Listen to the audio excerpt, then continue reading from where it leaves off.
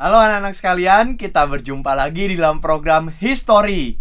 Dan di dalam season yang kali ini, kita loncat lagi 200 tahun.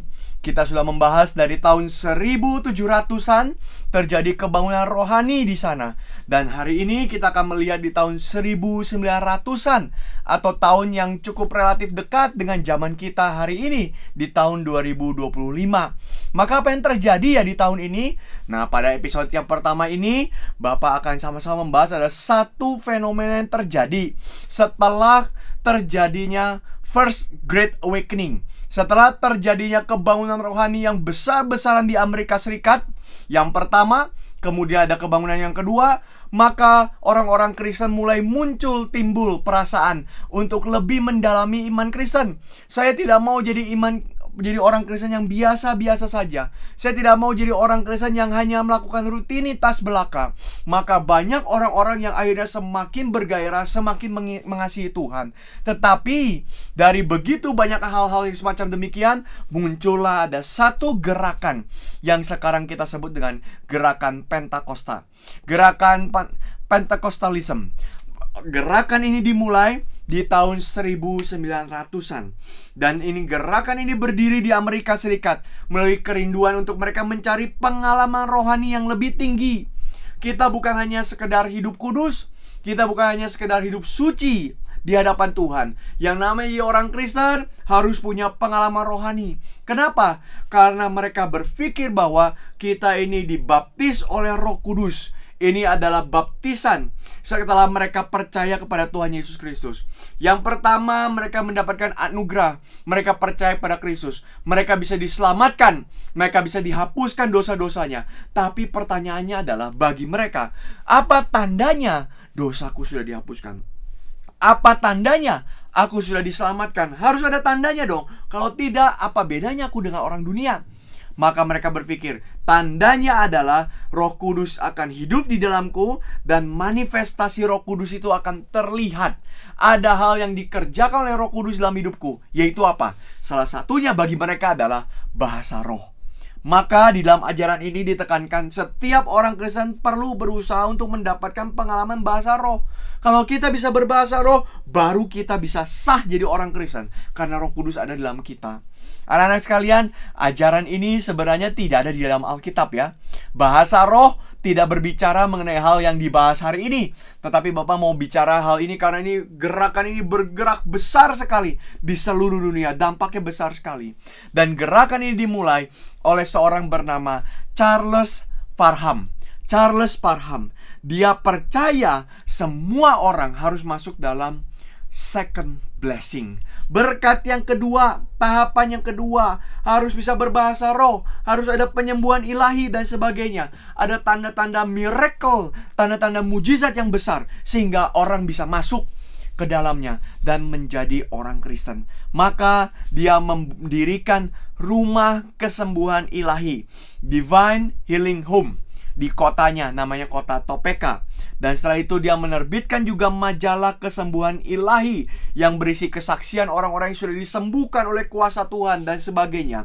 Parham mengerjakan semua hal ini.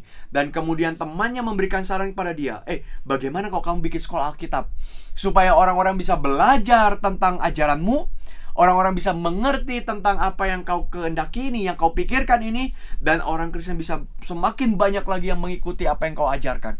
Maka dia membuka satu sekolah Alkitab. Dia menyewa rumah yang besar, dia membuka sekolah Alkitab. Nama sekolah Alkitabnya adalah Sekolah Alkitab Bethel di Topeka, di kota Topeka di Kansas, di Amerika Serikat pada Oktober tahun 1900. Maka anak-anak kita lihat ya, dari pemikirannya Charles Parham ini, akhirnya dia membuat sebuah sekolah Alkitab. Dia mendirikannya di Amerika, di Kansas. Dan di sana dia menekankan tentang pengalaman gereja mula-mula, yaitu apa? Dalam gereja Kisah Para Rasul harus terima Roh Kudus. Terima Roh Kudus bagaimana? Bisa bahasa roh. Terima Roh Kudus bagaimana? Mereka bisa menyembuhkan. Terima Roh Kudus bagaimana caranya? Mereka bisa melakukan hal-hal yang begitu emosional di dalam hidup mereka. Dan ini yang mereka minta. Maka di sekolah itu mereka diajarkan untuk apa? Jual hartamu, bagikan kepada orang miskin. Kita harus berdoa dengan cara emosional. Kita harus berpuasa. Kita harus melakukan banyak hal-hal yang lain demi mereka bisa menerima yang mereka pikir baptisan roh. Mereka bisa menerima yang mereka pikir bahasa roh. Dan akhirnya pada 1 Januari tahun 1901 ada salah seorang murid daripada sekolah Alkitab Bethel itu yang namanya Agnes Osman. Agnes Osman, dia merasa dia menerima karunia bahasa roh itu sehingga dia berbicara. Kemudian dia berbicara sampai akhirnya teman-temannya semua yang lain juga mulai satu persatu ikut dengan Agnes Osman. Dan sampai akhirnya Parham sendiri pun ikut dengan Agnes Osman. Berbicara, mereka anggap ini adalah bahasa roh. Sehingga mereka mengatakan, inilah ajaran Pentakosta. Ajaran Pentakosta, kami ikut ajaran dari para rasul. Mereka mendapat bahasa roh, kami pun mendapat bahasa roh. Dan ini akhirnya membuat orang Kristen berubah perspektifnya di dalam pertobatan hidup. Pertobatan hidup bukan hanya tentang perbuatan baik. Pertobatan hidup juga tentang manifestasi Roh Kudus, tentang bahasa roh dan sebagainya. Sehingga akhirnya Parham mulai semakin gencar menyebarkan ajaran ini ke seluruh daerah di Amerika Serikat. Hingga tahun 1905 orang-orang yang mengikuti gerakan Pentakosta ini sudah ada 25.000 orang. Besar sekali. Pandangannya begitu cepat meluas ke seluruh daerah di Amerika. Sampai 25.000 orang dengan 60 pengkhotbah, 60 hamba Tuhan yang berdiri untuk mengabarkan tentang ajaran ini dan seterusnya. Maka dia pun akhirnya mendirikan sekolah Alkitab lagi di Houston yang ada di Texas. Dia mendirikan sekolah Alkitab lagi di sana sehingga ajaran-ajaran ini semakin besar. Tapi gereja waktu itu nggak ada yang mau terima ajaran ini. Waktu itu gereja belum masuk ajaran seperti ini. Dan Charles Parham pun tidak membuat gereja. Sehingga ini hanya ajaran-ajaran yang beredar dari mulut ke mulut saja. Belum menjadi satu gerakan yang besar, yang masif, belum. Sampai satu ketika, anak-anak sekalian, ada seorang kulit hitam yang bernama William Seymour. William Seymour, dia melihat ada sekolah Alkitab. Dia datangi sekolah Alkitab itu. Kemudian dia mendengarkan di dalam kelas itu Parham sedang mengajar di sana, mengajarkan tentang baptisan roh, mengajarkan tentang bahasa roh dan sebagainya. William Seymour sangat tertarik. Dia pengen dengar, dia pengen ikut, dia pengen masuk. Tapi karena dia waktu itu warna kulitnya kulit hitam, dia tidak boleh masuk ke dalam. Dia tidak boleh untuk mendengarkan seperti orang-orang kulit putih. Anak-anak, di zaman itu rasisme masih terjadi cukup marak. Maka akhirnya Seymour mendengarkan dari luar, dari jendela itu dia dengarkan. Dan akhirnya Seymour mengerti apa yang diajarkan. Kemudian dia terinspirasi untuk apa? Membuat bahasa roh juga. Maka dia percaya bahasa roh ini harus dilakukan oleh semua orang. Akhirnya di tahun 1906 Seymour akhirnya membeli satu pabrik yang tidak terpakai, pabrik yang sudah bekas, yang sudah ditutup, usahanya tidak lagi bekerja. Pabrik itu besar sekali. Dia sewa pabrik itu, dia ambil pabrik itu, dan disitulah pertama kali dia mendirikan gereja. Gereja di mana semua orang boleh datang. Tidak ada jam ibadahnya. Semua orang boleh datang, boleh berdoa, boleh bersekutu di sana. Mereka boleh mencari keselamatan di sana, penyucian, kesembuhan ilahi dan sebagainya. Gereja itu dibuka dari jam 10 pagi sampai jam 3 malam, 3 subuh. Dan tidak pernah sepi. Orang-orang datang ke sana. Awalnya dari kecil, hanya beberapa orang saja. Makin lama makin banyak, makin banyak. Sampai akhirnya Seymour di sana mengajar mereka banyak sekali ajaran tentang Pentakosta, khususnya tentang bahasa lidah. Dan itu menjadi gereja Pentakosta pertama. Maka yang dirikan gereja Pentakosta pertama siapa? William Seymour. Tapi ajaran yang didapat bukan dari Seymour. Awalnya berasal dari Charles Parham. Maka inilah yang dikenal sebagai istilahnya kebangunan rohani di Azusa Street, di Jalan Azusa. Jalan Azusa itu apa? Sebuah jalan yang ada di kota namanya New York. Di situ ada pabrik tua yang dibeli oleh William Seymour Dan di sana dia mendirikan gerejanya. Dan ini terus menerus pengaruhnya begitu besar. Selama 3 tahun mereka rutin ibadah, siang malam terus, tidak pernah terputus. Terus ada orang datang, terus ada orang berdoa dan sebagainya. Seymour akhirnya memperluas pengaruhnya ini. Dia menerbitkan koran, surat kabar. Dulu medianya belum ada media sosial seperti sekarang, maka banyak orang pakai koran. Dan surat kabar itu namanya Apostolic Faith. Dan sudah dicetak lebih dari 50.000 eksemplar. 50.000 eksemplar, banyak sekali. Tapi dia sudah mencetaknya dan sudah membagikannya kepada banyak orang. Dan akhirnya seiring berkembangnya waktu, gereja ini terus menerus berkembang dan berkembang. Meskipun mulai perlahan-lahan tidak lagi fanatik seperti dulu. Tidak lagi mereka mulai menekankan bahasa roh lagi. Tidak lagi mereka menekankan hal-hal seperti itu. Tidak lagi kesembuhan dan sebagainya. Tapi gereja ini akhirnya semakin lama terus semakin besar. Kenapa gereja ini menjadi semakin besar? Karena mereka punya kerinduan untuk membangkitkan kerohanian gereja tradisional yang sudah mati.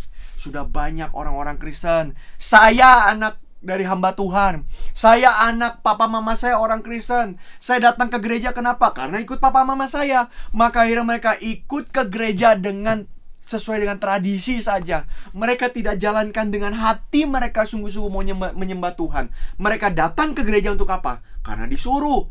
Mereka datang ke gereja kenapa? Karena kewajiban. Karena ini disuruh. Karena formalitas. Mereka harus datang ke gereja, tetapi mereka tidak punya hati untuk Tuhan. Maka gerakan Pentakosta, kita bisa ambil hal-hal yang kita bisa pelajari. Apa yang kita bisa pelajari dari gerakan itu? Mereka adalah orang-orang yang sungguh-sungguh ingin kembali menghidupkan kerohanian gereja. Ingin kembali menghidupkan, saya harus hidup seperti apa kepada Tuhan. Saya nggak boleh sembarangan loh datang kepada Tuhan. Saya tidak boleh datang kepada Tuhan seperti malas-malasan, ke gereja malas-malasan. Tidak boleh. Kita rindu untuk adanya kebangunan rohani di dalam gereja. Maka ini hal kritik yang diberikan gereja Pentakosta ke dalam gereja tradisional. Maka gereja awal-awal itu mereka punya gerakan lebih terstruktur, lebih responsif terhadap lingkungan saat itu. Dan mereka waktu itu sangat rasis. Gereja-gereja waktu itu banyak yang sangat rasis. Pentakosta adalah gereja yang tidak mau rasis. Orang kulit hitam, orang kulit putih, orang dari manapun boleh datang, boleh ibadah. Semua boleh menerima anugerah daripada Tuhan. Maka anak-anak sekalian, meskipun mereka punya pengaruh yang positif, tetapi juga ada hal-hal yang kita bisa kritik dari gerakan ini. Ada hal yang kita bisa kritik dari ajaran ini. Yaitu apa? Salah satunya, mereka lupa konsep already but not yet. Apa itu already not yet? Anak-anak perhatikan ya. Di dalam Alkitab dikatakan ada konsep ini. Sudah tapi belum. Maksudnya apa? Seperti keselamatan. Kita sudah diselamatkan belum? Sudah. Kita oleh Kristus Yesus mati di atas kayu salib dan bangkit pada hari yang ketiga. Telah menyelamatkan kita. Kita sudah diselamatkan, tetapi kita belum disempurnakan seperti apa yang Tuhan kehendaki. Kita ini masih melawan dosa. Kita ini masih berjuang melawan kejahatan. Kita ini, Paulus katakan, berjuang untuk meninggalkan segala pakaian yang lama itu. Kita masih berjuang. Maka kita bisa bilang, kalau orang Kristen masih berdosa, apakah orang Kristen sudah diselamatkan? Satu sisi kita bisa bilang, sudah diselamatkan karena Kristus sudah mati di atas kayu salib. Tapi di sisi yang lain, kita belum benar-benar disempurnakan sampai tidak ada lagi dosa. Sampai kita masuk dalam konsumasi. Kita belum benar-benar sudah disempurnakan ke sana. Kita sedang menuju ke sana. Maka disebut ini pengudusan yang bersifat progresif. Maka sudah atau belum? Sudah. Gereja itu orang kudus. Sudah kudus? Sudah. Statusnya kudus, tetapi kehidupannya masih terus berproses menuju pengudusan. Ini konsep already but not yet. Berarti apa anak-anak sekalian? Berarti ini pengharapan kita itu ada di akhir zaman.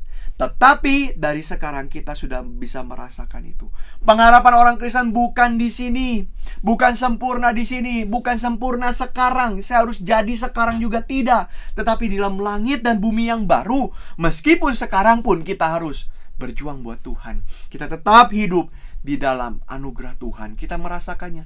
Maka yang sekarang kita rasakan itu cicipannya, belum kesempurnaannya. Tetapi gereja Pentakosta, gereja waktu itu menekankan yang sempurna sudah di sini.